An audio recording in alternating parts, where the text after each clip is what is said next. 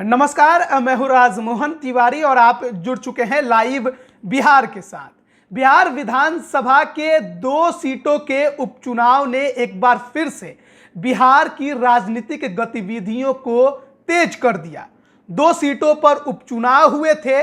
दोनों ही सीटें एक बार फिर से जेडीयू के कब्जे में गई। ना किसी की जीत हुई और ना किसी की हार। लेकिन बिहार विधान परिषद के 24 सीटों पर चुनाव होने वाले हैं और तमाम राजनीतिक दलों ने अब जोर तोड़ के साथ रणनीतियां भी बनानी शुरू कर दी हैं और इन 24 सीटों को अपने कब्जे में लाने की कोशिशें भी तेज कर दी हैं। सबसे पहले आपको जानकारी दे देते हैं कि बिहार विधान परिषद के 75 कुल सीटों में से 24 सीटें स्थानीय प्राधिकरण के लिए रखी गई है, यानी स्थानीय निकाय से निर्वाचित होकर सदस्य बिहार विधान परिषद पहुंचते हैं और उन्हीं 24 सीटों की ये लड़ाई होगी। इस बार का समीकरण भी आपको कुछ बदला बदला नजर आएगा।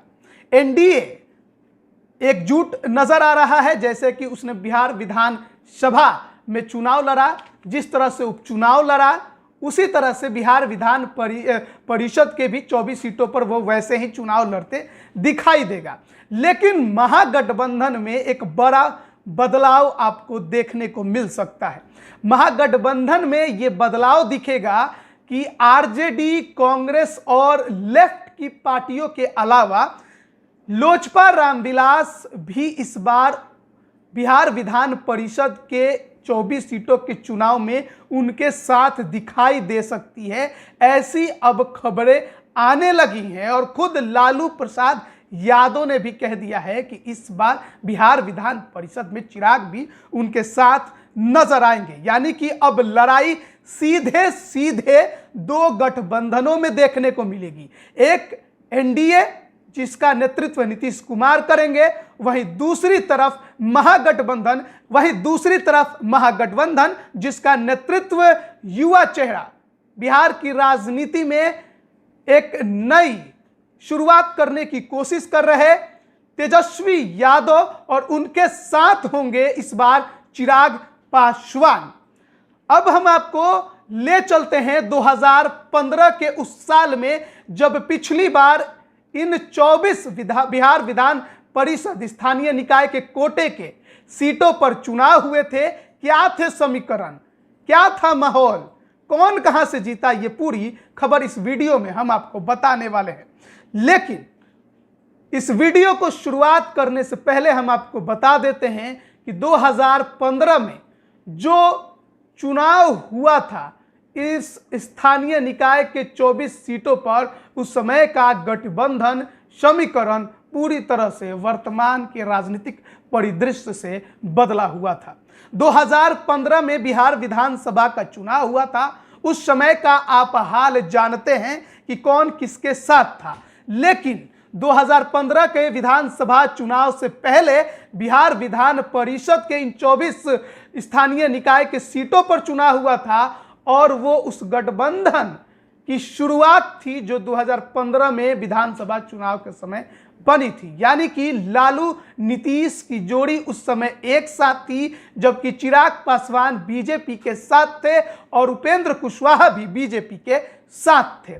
उस समय एनडीए में 3 पार्टियां बिहार में थी, बीजेपी, लोजपा और रालोसपा।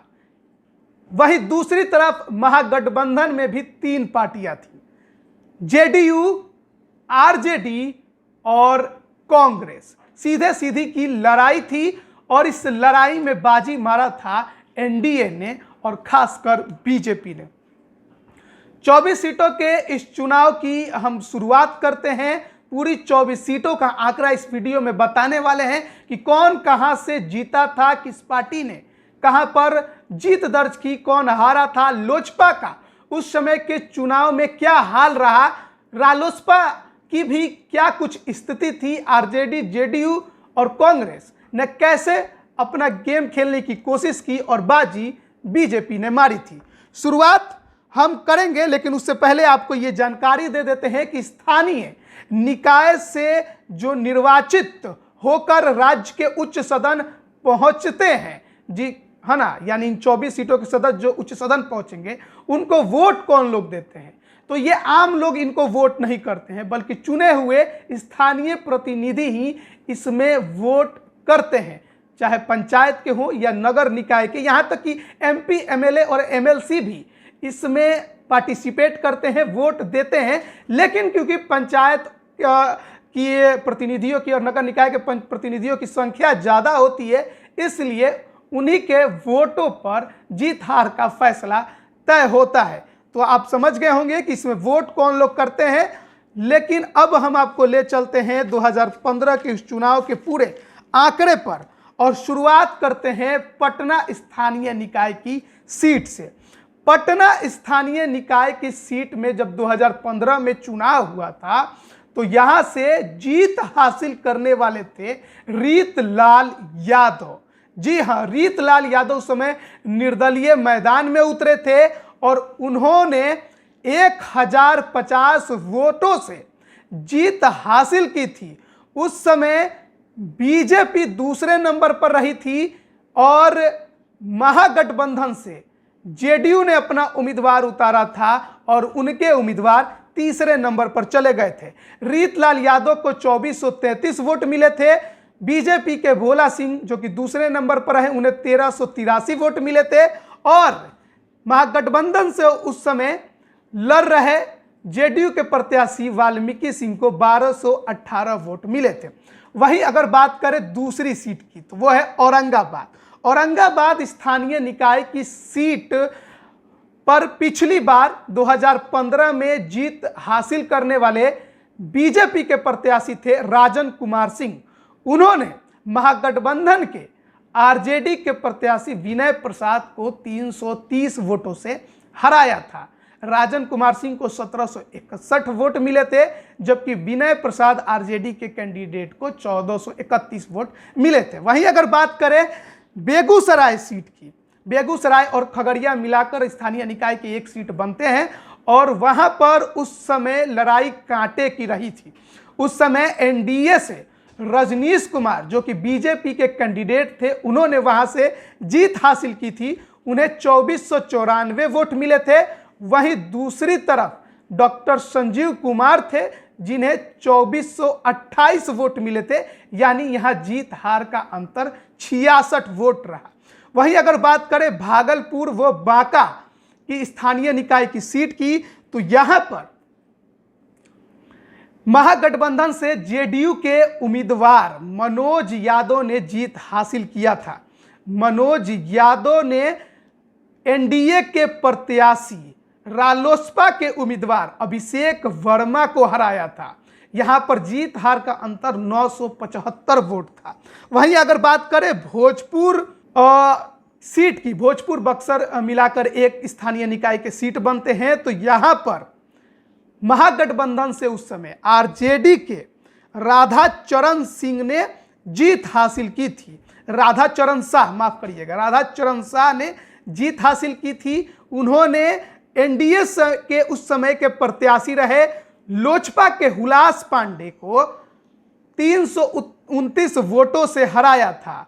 यहां पर राधाचरण शाह को 2854 वोट मिले थे, जबकि हुलास पांडे को 2525 वोट मिले थे। हालांकि एक और बात हम आपको यहां बता दें कि उस समय 2015 में भोजपुर बक्सर स्थानीय निकाय से विधान परिषद की सीट जीतने वाले राधाचरण शाह अब जेडीयू में शामिल हो गए हैं, यानी कि लड़ाई यहां पर अब कुछ और आपको इस बार देखने को मिलेगी। हुलास पांडे चिराग पासवान के साथ हैं, उनके संसदीय बोर्ड के अध्यक्ष भी हैं, तो यहां पर एक बार फिर आपको हुलास पांडे नजर आएंगे लड़ते हुए। वहीं दूसरी तरफ अगर बात करें तो नालंदा की स्थानीय निकाय की सीट से पिछली बार 2015 के चुनाव में महागठबंधन से जेडीयू ने जीत हासिल की थी। महागठबंधन से रीना देवी जेडीयू के टिकट पर यहां चुनाव लड़ रही थी, उन्हें 2100 वोट मिले थे। वहीं उन्होंने एनडीए से लोजपा के प्रत्याशी रंजीत सिंह को हराया था 673 वोट से। रणजीत सिंह को यहां पर 1427 वोट मिले थे। वहीं अगर बात करें नवादा की सीट की, नवादा स्थानीय निकाय से पिछली बार 2015 में महागठबंधन से जेडीयू ने सलमान रागिब को यहां से टिकट दिया था और उन्होंने बीजेपी के यानी एनडीए के बीजेपी के कैंडिडेट श्रवण कुमार को 169 वोटों से हराया था। यहां पर सलमान रागिब को 1391 वोट मिले थे, जबकि श्रवण कुमार बीजेपी के कैंडिडेट को 1222 वोट मिले थे। वहीं अगर बात करें अगले स्थानीय निकाय सीट की, तो यहां पर रोहतास कैमूर को मिलाकर एक सीट स्थानीय निकाय की बनती है, जहां पर पिछली बार एनडीए ने जीत हासिल की थी। एनडीए ने प्रत्याशी बनाया था बीजेपी के संतोष कुमार सिंह को। उन्होंने महागठबंधन के जेडीयू उम्मीदवार अनिल सिंह को हराया था 617 वोटों से। यहां पर संतोष कुमार को 3026 वोट मिले थे, जबकि अनिल सिंह को 2409 वोट मिले थे। अगर बात करें अगली सीट की, तो वो है सारण की स्थानीय निकाय सीट। यहां पर पिछली बार एनडीए से बीजेपी ने सच्चिदानंद राय को उम्मीदवार बनाया था और उन्होंने महागठबंधन के सलीम परवेज को हराया था 916 वोटों से। सच्चिदानंद राय को 2589 वोट मिले थे, जबकि सलीम परवेज को 1673 वोट हासिल हुए थे। अब सलीम परवेज एक बार फिर से थोड़े बीच में इधर उधर हुए थे, पर जेडीयू में फिर से शामिल हो चुके हैं। वहीं अगर बात करें सिवान की स्थानीय निकाय सीट की, तो यहां पर लड़ाई इस बार भी मजेदार दिखने वाली है और पिछली बार भी मजेदार ही हुई थी।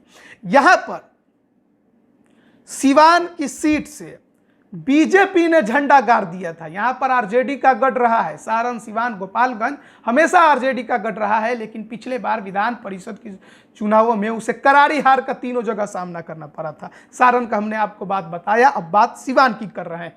सिवान से बीजेपी ने एनडीए की तरफ से टूनाजी पांडे को उम्मीदवार बनाया था।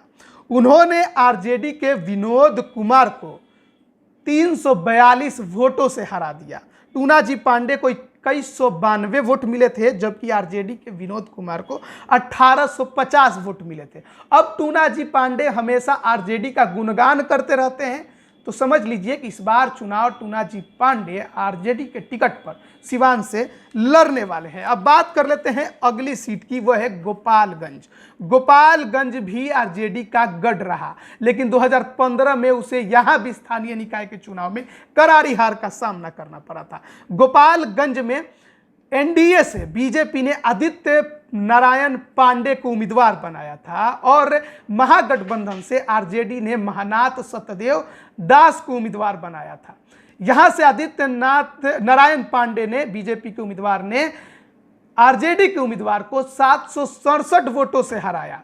बीजेपी के उम्मीदवार को 2067 वोट मिले थे, जबकि आरजेडी के उम्मीदवार को 1300 वोट। वहीं अगर बात करें अगली दरभंगा स्थानीय निकाय सीट की, तो पिछली बार यहां पर लड़ाई एनडीए से बीजेपी और महागठबंधन से मिश्रीलाल यादव के बीच देखने को मिली थी। यहां पर सुनील सिंह बीजेपी के उम्मीदवार ने मिश्रीलाल यादव को 942 वोटों से चुनाव हराया था। सुनील सिंह को 2535 वोट मिले थे, जबकि मिश्रीलाल यादव को 1593 वोट हासिल हुए थे। लेकिन यहां पर एक और जानकारी आपको दे दें कि सुनील सिंह बीजेपी के जीते हुए बिहार विधान परिषद के सदस्य का पिछली साल निधन हो गया था, जिसके बाद से दरभंगा की यह सीट खाली है। वहीं बात करें अगर अगली पूर्वी चंपारण स्थानीय निकाय सीट की, तो यहां पर पिछली बार लड़ाई बड़ा दिलचस्प देखने को मिली, क्योंकि उस समय की पार्षद रही रेणु सिंह निर्दलीय मैदान में उतरी। तत्कालीन उस समय की पार्षद थी, लेकिन वो तीसरे नंबर पर खिसक गई। यहां पर भी बीजेपी को जीत मिली। एनडीए से बीजेपी के उम्मीदवार राजेश कुमार उर्फ बबलू गुप्ता मैदान में थे और उन्होंने महागठबंधन से आरजेडी की उम्मीदवार कलावती देवी को 1038 वोटों से हराया था।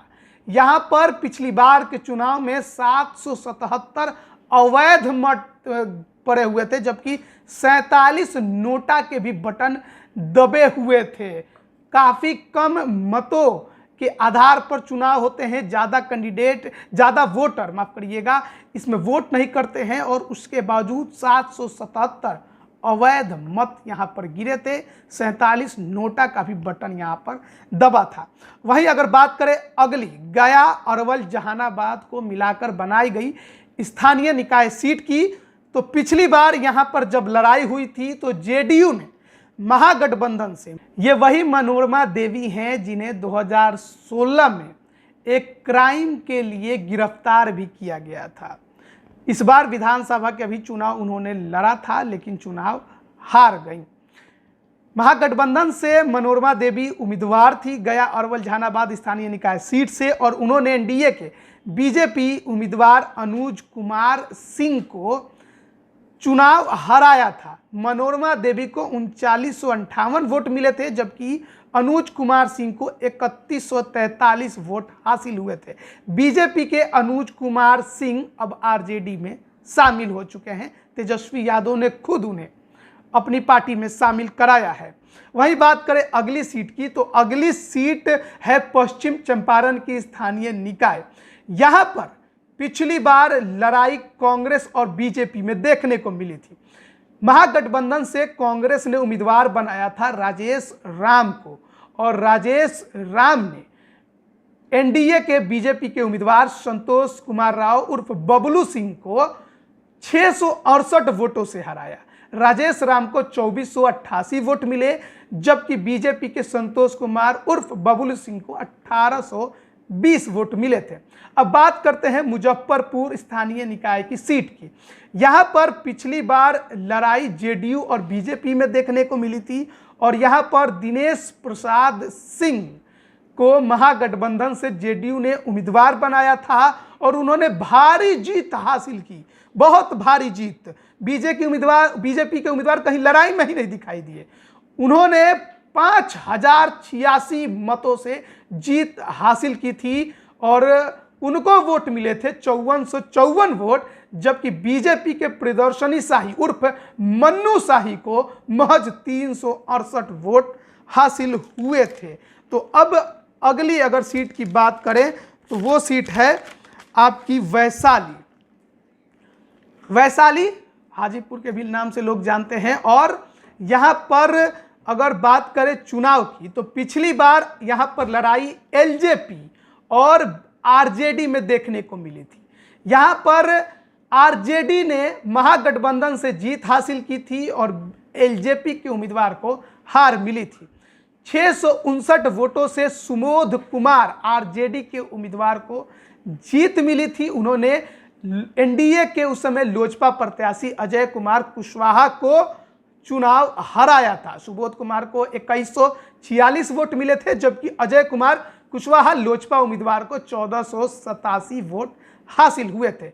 अगली सीट है सीतामढ़ी की, सीतामढ़ी निकाय, स्थानीय निकाय की सीट, और यहां पर पिछली बार लड़ाई आरजेडी और बीजेपी में देखने को मिली थी। यहां पर आरजेडी ने महागठबंधन से दिलीप राय को उम्मीदवार बनाया था, और उन्होंने देवेंद्र शाही बीजेपी के उम्मीदवार को 816 वोटों से हराया था।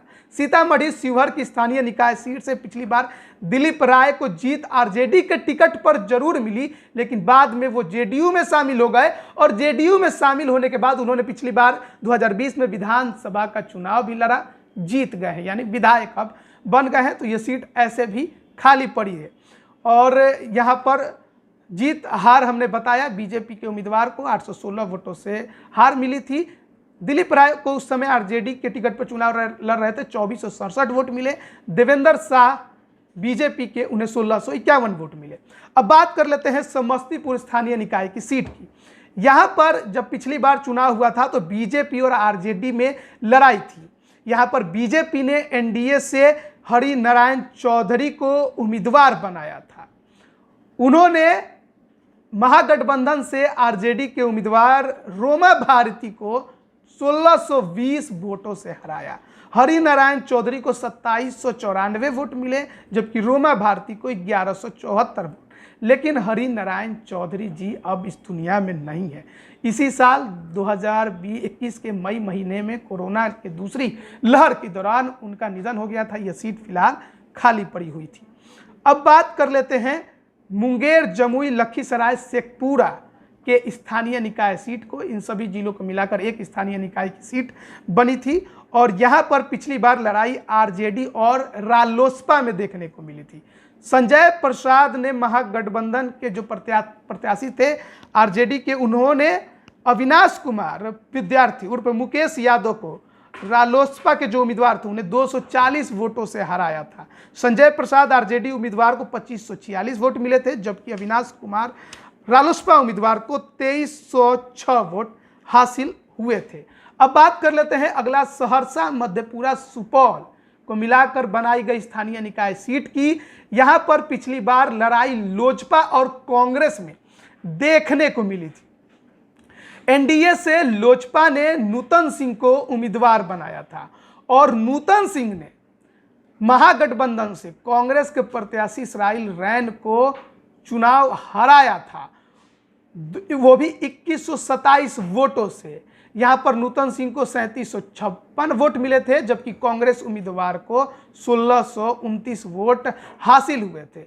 यहां पर एक और जानकारी आपको दे दें कि नूतन सिंह कोसी की पहली महिला पार्षद बनने का उन्होंने गौरव भी हासिल किया था। हालांकि नूतन सिंह अब लोजपा को छोड़ चुकी हैं और बीजेपी का दामन थाम चुकी हैं, यानी बीजेपी की सदस्य वो बन चुकी हैं। वहीं अब बात करते हैं मधुबनी स्थानीय निकाय सीट की।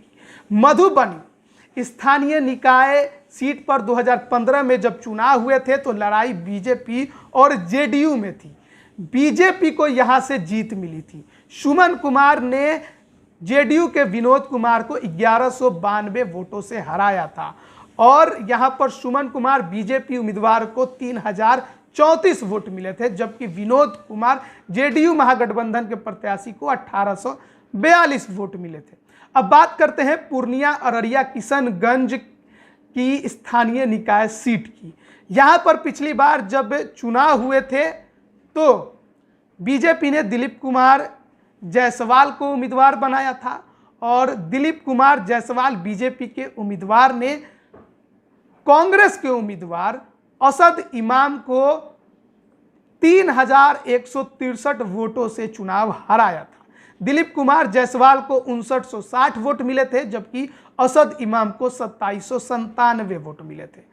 अब बात करते हैं कटिहार की। कटिहार स्थानीय निकाय सीट की। यहां पर जब पिछली बार चुनाव हुआ था तो निर्दलीय चुनावी मैदान में उतरे अशोक कुमार अग्रवाल ने एनसीपी के उम्मीदवार को हराया था। ना महागठबंधन दिखा इस सीट पर, ना ही एनडीए। यहां पर इंडिपेंडेंट खड़े हुए अशोक कुमार अग्रवाल 1914 वोट उन्होंने हासिल किया और अंजलि देवी एनसीपी यानी राष्ट्रवादी कांग्रेस पार्टी की उम्मीदवार अंजलि देवी को 406 मतों से हराया था। 1508 वोट अंजलि देवी को हासिल हुए थे। तो ये 24 विधानसभा के आंकड़े हमने आप तक पहुंचाए और पूरी गठबंधन क्या था, किसका कौन सा समीकरण था, ये भी हमने आपको बताया।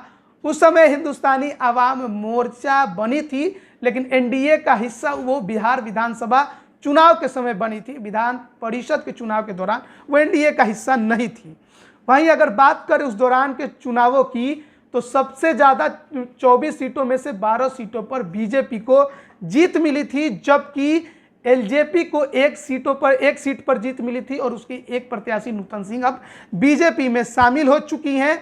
और वहीं अगर बात करें जेडीयू की तो जेडीयू को उस समय 5 सीटों पर उस दौरान जीत मिली थी। बाद में उसने जोड़ तोड़कर अन्य पार्टी के एमएलसी को भी अपने पाले में लाने की कोशिश की। आरजेडी को 2015 में 4 सीटों पर जीत मिली थी, कांग्रेस को 1 सीट पर और निर्दलीय को 2015 के विधान परिषद की स्थानीय निकाय कोटे के चुनाव में 2 सीटों पर जीत हासिल हुई थी। तो ये हमने आपको पूरी जानकारी दे दी कि क्या कुछ माहौल था। और अब हम आपको कुछ और जानकारियां दे देते हैं कि अगर बात करें आरजेडी की तो आरजेडी के 2 एमएलसी थाम चुके हैं। 3 MLC का ये जेडीयू का दामन थाम चुके हैं। वहीं वैशाली से जीते हुए सुबोध कुमार अभी भी आरजेडी का हिस्सा है। वहीं सिवान की कहानी भी हमने आपको बताई कि टूनाजी पांडे अब इस बार सिवान से आरजेडी के टिकट पर चुनाव लड़ते दिखाई दे सकते हैं। और कई ऐसी जगह रही जहां पर अब तेजस्वी यादव की नजरें भी हैं। तेजस्वी यादव भी अब लगातार इस कोशिश में है कि किसी तरह से जोड़ तोड़ तो नहीं, लेकिन जो ताकतवर उम्मीदवार हैं, जो इन सीटों पर जीत दर्ज करा सकते हैं, आरजेडी को जीत दिला सकते हैं, महागठबंधन को जीत दिला सकते हैं, उन्हें अपने पाले में लाया जाए। यानी रणनीतियां बननी शुरू हो चुकी हैं। आना जाना यानी एक पार्टी को छोड़कर दूसरे पार्टी में आने जाने का सिलसिला भी शुरू हो गया है। अपना समीकरण हर एक पार्टियां, जो भी पार्टियां हैं वो बैठा रही हैं। महागठबंधन में इस बार चिराग पासवान की एंट्री हो सकती है, तो क्या कुछ नया देखने को मिलेगा? क्या चिराग पासवान के आने से महागठबंधन को कुछ हासिल होगा? ये भी देखने वाली बात होगी। चिराग पासवान के लिए भी एक लिटमस टेस्ट होगा कि वो महागठबंधन को किस प्रकार से जीत दिला पाते हैं, और चिराग पासवान के महागठबंधन में आने से कितना फायदा महागठबंधन को होगा, उसका भी सेमीफाइनल यहां पर आप इसे समझ सकते हैं। अब देखते हैं कि आगे क्या कुछ होता है। 2015 का समीकरण तो पूरा बदला हुआ था। लालू नीतीश एक साथ थे, चिराग बीजेपी एक साथ थी, लेकिन इस बार का समीकरण कुछ अलग है, पूरा बदला हुआ है। इस बार चिराग तेजस्वी एक साथ हैं, कांग्रेस लेफ्ट भी उसमें शामिल है, जबकि जेडीयू और बीजेपी पहले से ही जो बहुत पुराने दोस्त थे एक बार फिर दोस्ती में हैं। हिंदुस्तानी आवाम मोर्चा के जीतन राम मांझी भी उनके साथ है, मुकेश सहनी भी उनके साथ है। तो कितना कुछ लड़ाई होगा, लेकिन एक बात है कि यहाँ पर त्रिकोणीय नहीं होगा, लड़ाई दो गठबंधनों के बीच अब आमने सामने की है। चिराग अब जेडीयू के लिए वोट कटवा नजर नहीं आएंगे, बल्कि महागठबंधन को जीत दिलाने के लिए प्रचार प्रसार करते नजर आएंगे और अपना पूरा दमखम भी भरते नजर आएंगे। पिछली बार चिराग की पार्टी लोजपा एक सीट पर जीत उसने हासिल की थी, जबकि 3 सीटों पर वह दूसरे नंबर पर रही थी। वहीं आरजेडी को पिछली बार 4 सीटों पर जीत हासिल हुई थी, 6 सीटों पर वो दूसरे नंबर पर रही थी। रालोसपा एनडीए से चुनाव लड़ रही थी और उसने 2 सीटों पर दूसरे नंबर पर रही, जीत उसे हासिल नहीं हुई। रालोसपा अब जेडीयू में अपना विलय करा चुकी है, तो उसका भी कितना फायदा होगा ये भी देखने वाली बात होगी। आगे की भी तमाम समीकरण हम आपको बताएंगे। बने रहिए लाइव बिहार के साथ। आप सभी का बहुत बहुत धन्यवाद। लाइव बिहार यूट्यूब पर सब्सक्राइब और फेसबुक पर लाइक जरूर करें।